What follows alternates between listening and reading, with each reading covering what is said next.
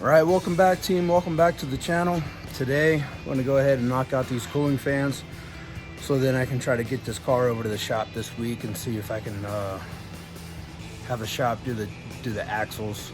I bought some used ones online, good old eBay, because they're like $150 for both of them through there. If I buy them brand new, they're like $400, $500, $600, so almost $1,000 just in axles. When I went and picked it up, the mechanic said, hey, yeah, we just started it today, but when we took it apart, we couldn't get the axles out, and when we we dropped the transmission from the rear main seal, we had to take it down with the axles as well. He said one of the CV joints on the driver's side came apart, and there's a tear in the passenger side. It drives well. I don't know how it drove before. I didn't drive it, but I got it up to 50. It drives all right. I hit like 45 on just the streets around town getting it over to the house because I'm about 8 miles from the shop. And it vibrated like hell. It knocks, it clicks. The CV joint ain't CVing anymore. So when they put it back together, getting the bearings set right didn't actually happen too well. So it's not drivable at the time. So hopefully I'm going to knock out these fans. I'm going to walk you through how we're doing these fans. Super simple, a couple torques. We're going to take out the lower boost tube, the intake tube going into the throttle body. I'm going to remove that so I got more room to play and get these fans out, but it all comes out as one unit. There's two fans, the main fan with the control module, then the slave fan that plugs into that. But I'll walk you through all that, and then we'll see what else looks a little odd. Hopefully nothing else once I get down here underneath the vehicle. So one of the things I noticed that wasn't put back together properly was how this battery tray's put back together, right? The top, the one fit right, because the cable is ran the wrong way. I don't know if they just put it back quickly, but this actually goes inside of here because it's, you know, kind of a beauty setup. So I'll be fixing that portion of it. Another part is how there we go, got a gap in it, because in one of my previous videos you saw I did a new fender liners, so that's part of it. And the gap here as well. Something simple, just, you know, attention to detail, just wasn't quite put back together properly. So wondering what else might see once I get into doing these fans. All right, so taking off the gray beauty piece that I just showed you. This isn't put up here right. This is supposed to, these little tabs, you can see it's got a little nipple, supposed to slide into a piece under here. So hopefully that's under there, but it's not supposed to be sitting like that.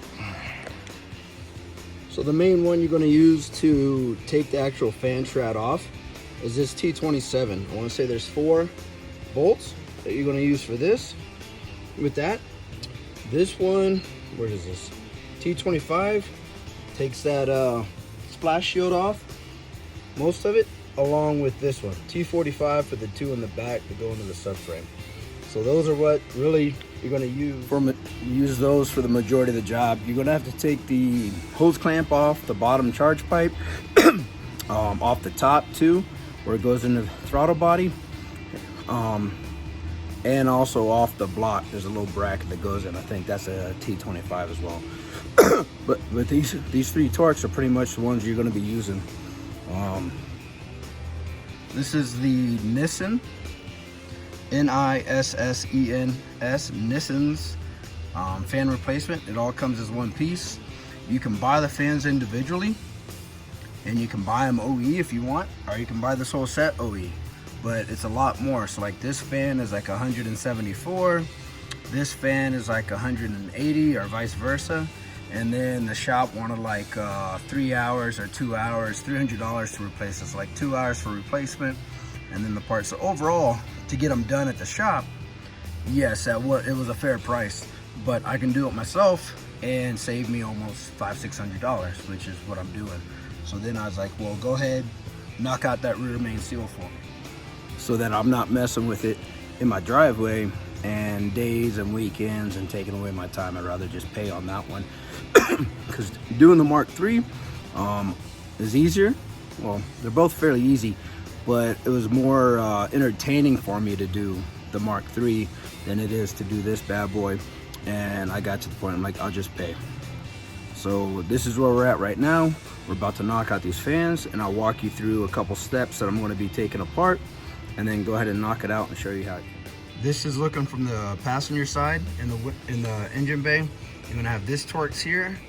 Same thing on the opposing side. I don't think I got to take off this the intake part, but another one over there, and then deeper down in there that I'm going to get from the bottom, right? And then this whole piece, this whole thing is going to just slide out from the bottom. Hopefully I got the car up high enough to where I can sorry, where I can pull it out. Same thing, is going to go right back up in the bottom and then bolt right back in. All right, so the hardest one to get to, really, where's my finger? Either way, that one right there, right? You got this coolant hose coming down. I just undid the clasp a little bit, kind of bent it out of the way, tucked it up over here, and then just a regular ratchet. This one, which I've already taken out, but you can see where it was, right atop that charge pipe. I broke it free, but then I was able to get my actual Milwaukee ratchet on it, take it right off, made it a lot easier. Top two are already done. So looking up from the bottom, I was able to get it out without taking this off. All right, hopefully the new one goes in without having to take this off. I mean, if not, undo this clamp here, undo this bracket, the clamp up top, and slide it back out. You know, that clamp right there. I mean, just a few more steps, but that took me all of about 10 minutes to take out those 4 screws. Now we'll work on putting the new one up. So here's the fans from the other side. That's the actual fan control module. This connects into there, and this connects into the harness into the car. The Mark III, a lot of y'all already know, if you've watched it, you dealt with the Mark III VR6. The actual fan control module is right underneath the coolant bulb, so then when it overflows, it seeps all over that and then ruins that, or that's gone bad and it's causing it to overheat. But this looks like it can be replaced individually. I know on some it can, some it doesn't look the same.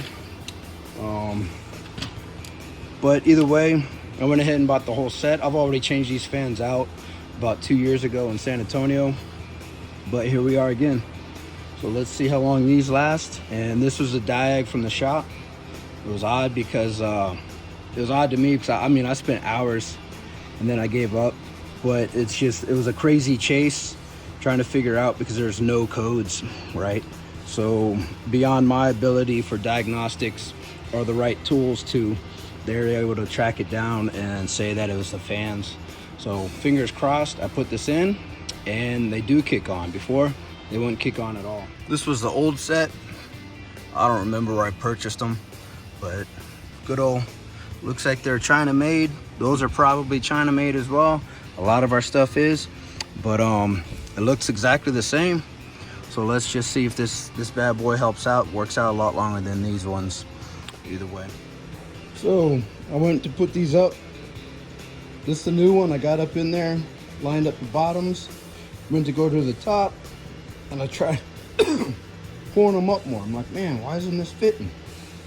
Then I noticed it wasn't going to the top of the radiator either. So the shroud, the new ones, is smaller than the old one. Reputable shop I bought this from online, and it was listed for a Tiguan 2012. Should fit, so the fans are correct. But what I'll probably end up doing now, so I can go ahead and get this done instead of sending them back, wait for them to send me a new one, and then try to play the game, see if the shrouds fit. Swap these over to here, to this shroud, and then put it back up.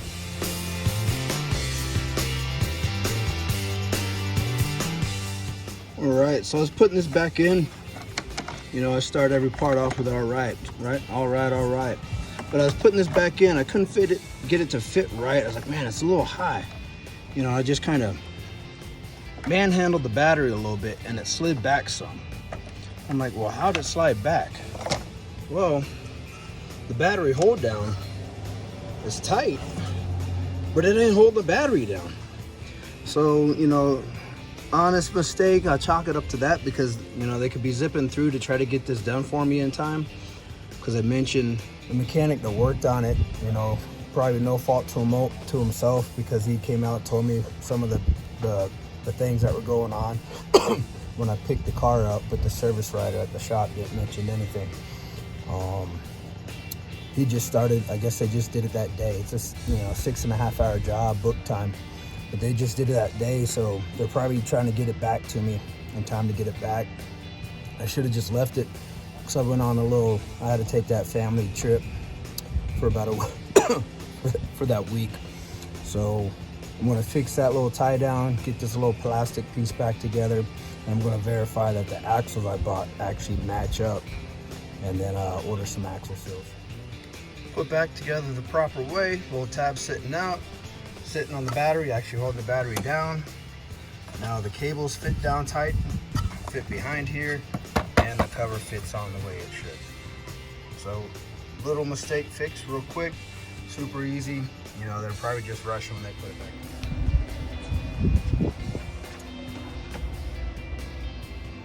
All right, so now I'm on to cooking dinner for the night, but thanks for checking this out, right? It really only took maybe an hour or so if you got the right fan shroud. There's 4 bolts, 4 screws, they'll hold it in.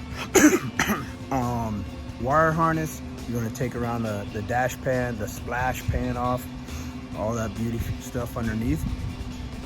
Take out the 4 screws, slide it out. I didn't have to take that charge pipe out. I was able to get the fan shroud back up in there as well, and a little clip around the coolant hose that runs along the passenger side. So super simple, real easy. The fun part, like I mentioned earlier, I spent hours looking up things, doing my diag, running a test with the VCDS with Ross Tech, but for some reason it wasn't throwing any codes for the fan. Not like the last time, it was like impedance, some other code, whatnot. No coolant sensor going bad or anything. They just weren't kicking on. So all in all, it's done. Thanks for checking out the video, right? Like and subscribe. I mentioned a few times how the shop had done the rear main seal. You know, a few things weren't put back 100%, but you know, sometimes I don't always do it 100%, and then I catch it the next time I'm working on it. So I'll just chalk it up to that. But this week, hopefully I can stop by the shop and work out a deal with them, actually swapping out the axles that got banged up when they did the job. And we'll work out a deal. But appreciate it. Check it out. Like, subscribe, comment, ask questions.